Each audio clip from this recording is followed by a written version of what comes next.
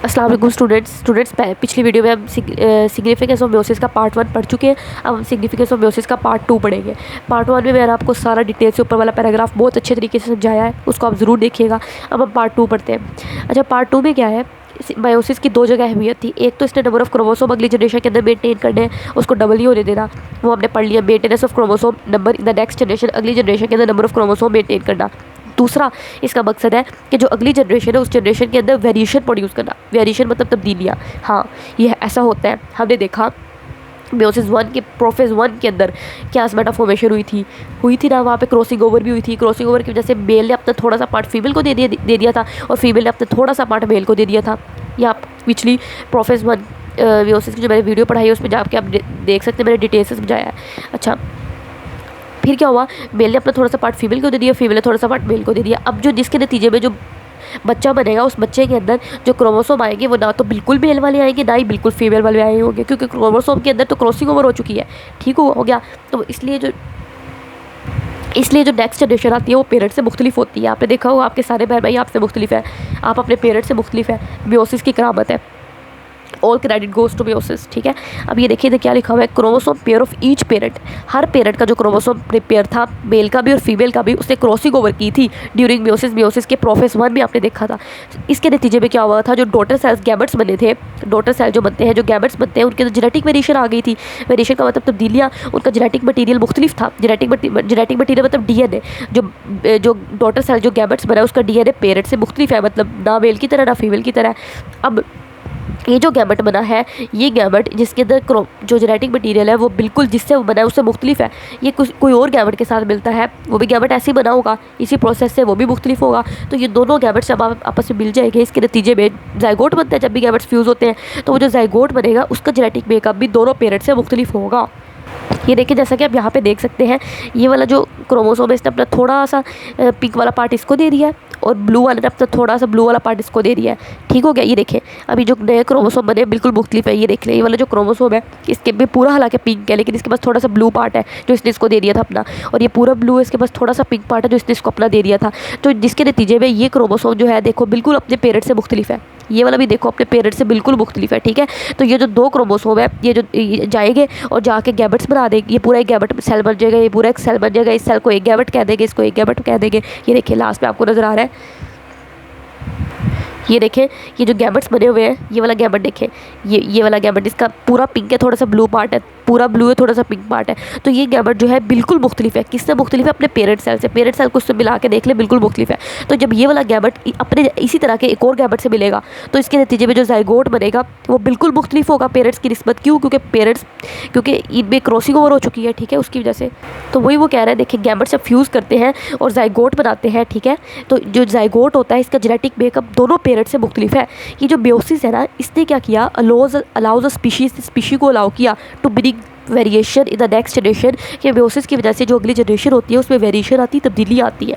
अच्छा, वो कह रहा है बेनिफिशियल वेरिएशन जो होती है हेल्प ऑर्गेनिज्म को हेल्प करती है किस चीज़ में, जो फ़ायदेमंद वेरिएशन होगी वो ऑर्गेनिज्म की मदद करेगी किस चीज़ में, to adapt to the changes in the environment, ताकि एनवायरनमेंट में माहौल में जो तब्दीलियाँ आती हैं वो उनके मुताबिक अपने आप को बना सके। इसकी मैं आपको ना ये लाइन आपको तब समझ आएगी। मैं आपको एक छोटी सी स्टोरी सुनाती हूँ। इंग्लैंड में क्या हुआ था कि इंग्लैंड ने क्या क्या तरक्की करना शुरू कर दी, तो उन्होंने इंडस्ट्रीज़ बनाना शुरू कर दी। कि जो इंडस्ट्रीज़ थी ना ये बहुत ज़्यादा धुआं प्रोड्यूस करती थी। जब इंडस्ट्रीज़ नहीं थी तो उससे पहले जो दरख्त होते थे ना, उन दरख्त की जो छालें होती थी वो लाइट कलर की होती थी। तो हमारे पास ना एक इंसेक्ट होता है, उसको कहते हैं मोथ। ये ना तितली, बटरफ्लाई की तरह का इंसेक्ट होता है।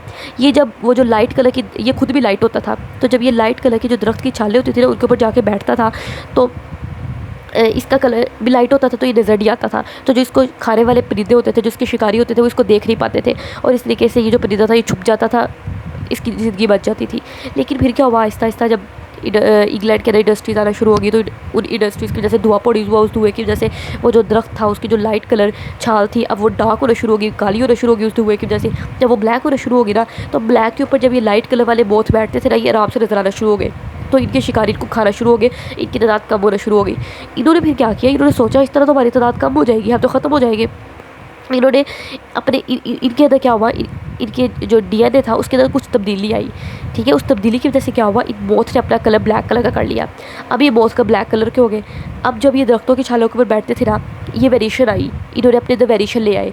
इस वेरिएशन की वजह से क्या हुआ, जब ये दरख्तों की छालों पर बैठते थे, अभी अपने प्रेडेटर को नजर नहीं आते थे जो इनका शिकारी था। क्यों? क्योंकि अब ये भी ब्लैक कलर के हो गए थे और दरख्त भी ब्लैक कलर का था। इसी तरीके इसको कहते हैं बेनिफिशियल वेरिएशन, ठीक है। इस बेनिफिशियल वेरिएशन ने क्या किया, ऑर्गेनिज्म की मदद की।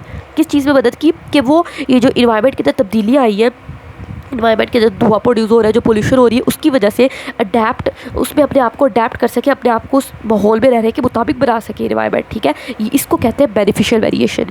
ये मियोसिस की वजह से हुई।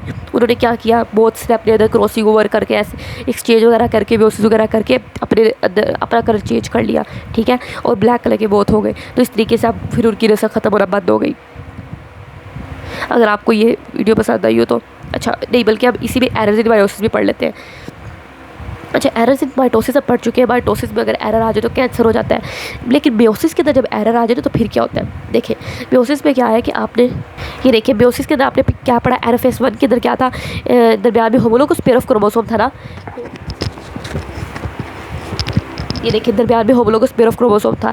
तो एक होमोलोगस पेयर ऑफ क्रोमोसोम जो था, एक क्रोमोसोम इधर आ गया, एक इधर आ गया, एक इधर आ गया, एक इधर आ गया, ठीक। एरफेस 1 में ऐसा हुआ था। और एरफेस 2 में क्या हुआ था, एरफेस 2 के अंदर ऐसे हुआ था कि दरमियान में अब पेयर ऑफ क्रोमोसोम नहीं था, सिर्फ एक ही क्रोमोसोम। जिस तरह के आप यहाँ पे दे सकते हैं, देखिए एरफेस 2 है, एरफेस 2 के अंदर दरमियान में सिर्फ एक ही क्रोमोसोम है, देखिए एक ही क्रोमोसोम है। तो जब ये क्रोमोसोम टूट जाएगा तो एक इसका सिस्टर क्रोमेटिड इधर चला जाएगा, एक सिस्टर क्रोमेटिड इधर चला जाएगा, ठीक। बाजू का ऐसा क्या होता है कि ना, ये जो होता है ना, ये क्रोमोसोम, अच्छा बाजू का हमारे पास क्या होता है कि ये प्रोसेस एबनॉर्मल होना शुरू हो जाता है। कैसे कि इसको चाहिए था ये वाला ये क्रोमोसोम टूटे और इसका ये क्रोमोसोम, इसका एक पार्ट यहाँ चला जाए, इसका एक पार्ट यहाँ चला जाए, लेकिन प्रोसेस एबनॉर्मल हो गया, ये टूटा ही नहीं दरमियान से। जब ये टूटा ही नहीं तो ये पूरा क्रोमोसोम इधर चला गया, इधर कोई भी नहीं आया, ठीक। अब क्या होगा, जब इधर एक क्रोमोसोम कम रह जाएगा, है ना, क्योंकि ये वाला पूरा इधर आ गया, ठीक। अब क्या होगा, जिसके नतीजे में ये डॉटर सेल बनेगा, इसके नतीजे में ये वाले 2 गैमेट्स बन जाएंगे, ठीक। अब ये जो 2 गैमेट्स बनेंगे, इस गैमेट के अंदर एक क्रोमोसोम कम आएगा। क्यों? क्योंकि वो ये वाला जो क्रोमोसोम था ये तो टूटा ही नहीं था, ये तो पूरा का पूरा इस साइड पे चला गया था। इसके अंदर एक क्रोमोसोम ज़्यादा आ जाएगा और इसके अंदर एक क्रोमोसोम कम आ जाएगा। गैमेट्स के अंदर मैंने आपको बताया था कितने क्रोमोसोम होते हैं, 23। तो सपोज कर लो ये वाला गैमेट्स, इसके अंदर ज़्यादा क्रोमोसोम आ गया एक, तो इसके अंदर 24 क्रोमोसोम आ गए, और इसके अंदर एक कम आ गया तो इसके अंदर 22 हो गए, ठीक। अब ये 24 क्रोमोसोम वाला है और 22 क्रोमोसोम वाला है, ठीक। टोटल कितने क्रोमोसोम होने चाहिए थे, 23 क्रोमोसोम होने चाहिए थे, ठीक है। अब हमारे पास ये गैमेट्स बन गए, इस गैमेट्स के अंदर 24 क्रोमोसोम है, इस गैमेट के अंदर 22 क्रोमोसोम है, ठीक। अब क्या हुआ, ये सपोज कर लो मेल के गैमेट्स थे, ये भी मेल का गैमेट है, ये भी मेल का गैमेट है। सपोज कर लो ये वाला जो मेल का गैमेट था ना, ये गया और जाके फीमेल के गैमेट के साथ मिला, वो फीमेल का गैमेट नॉर्मल था, उसके अंदर नॉर्मल 23 क्रोमोसोम ही थे। अब जब 24 वाला जो गैमेट होगा, ये देखें सपोज कर लो ये मेल गैमेट 2 बने थे ना, एक 23 क्रोमोसोम, एक 24 वाला बना था जिसमें एक क्रोमोसोम ज़्यादा चला गया था और एक में क्रोमोसोम कम चला गया था, 22 वाला बना था। अब फीमेल गैमेट नॉर्मल है, लेकिन ठीक है, फीमेल की तरफ से कोई मसला नहीं है। फीमेल गैमेट जो नॉर्मल था 23 वाला, वो जब इस एबनॉर्मल क्रोमोसोम के साथ मिलेगा, इस एबनॉर्मल गैमेट के साथ मिलेगा जिसमें 24 क्रोमोसोम है, हालांकि 23 होने चाहिए थे, तो इसके नतीजे में जो बच्चा बनेगा उसके अंदर कितने क्रोमोसोम आएंगे, 47, हालांकि उसके अंदर 46 क्रोमोसोम होने चाहिए थे, ठीक।